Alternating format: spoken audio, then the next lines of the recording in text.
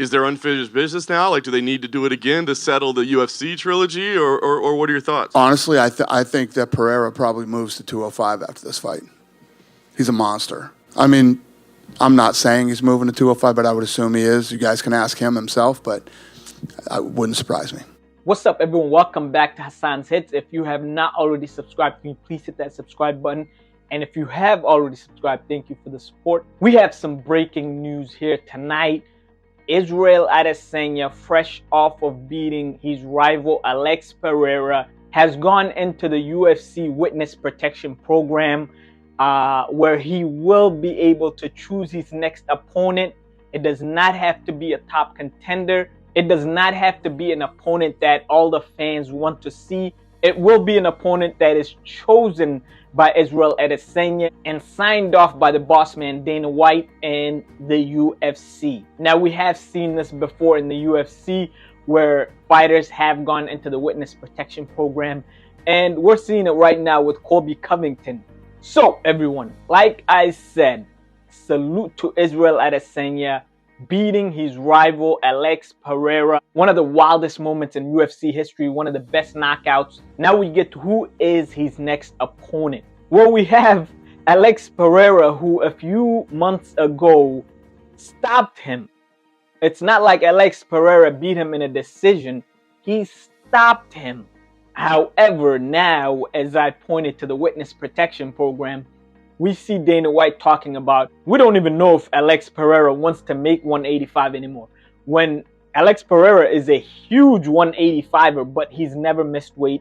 He doesn't have trouble making weight. It's 100% aggravating for him, but he does it in a great manner, makes weight, and then gets ready for the fight. There's no problem making weight. How about we ask Alex Pereira if he's moving up? If he wants to move up, then so be it. That's the case. However, for Dana White to decide for him after the fight is wild. And then for Izzy to just, write him off and say he got the last laugh when he's down 3-1 to this guy. And in MMA, they're 1-1. He stopped him. And then Israel Adesanya came back and stopped Alex Pereira. But Izzy's talking about he's got to go get, some more fights under his belt.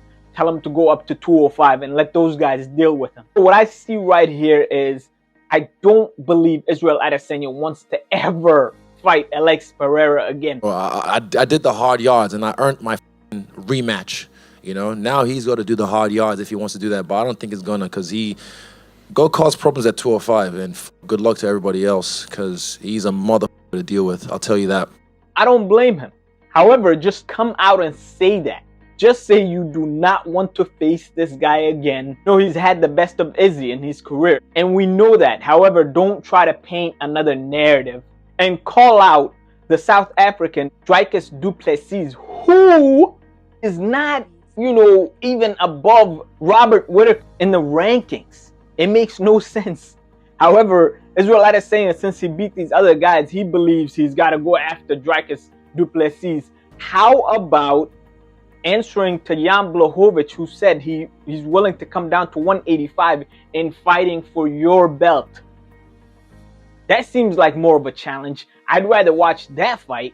So for me, if I had to rank the fights that I want to see, I think, the most lucrative fight, this is going to go down as Israel Adesanya's best pay-per-view, numbers-wise, all of that, right? And so just as a lucrative fight, just as the grudge match, and all sorts of things, Alex Pereira should be up next. If you want to fight that fans actually want to see, if Jan Blachowicz is serious about coming down to 185 somehow, right, and making the weight. Izzy lost to Jan Blachowicz at 205. I would much rather see that fight. And at number 3, I'd rather see Rob Whittaker. That's my guy. Rob Whittaker went through the gauntlet once again, and he's back atop the contender board.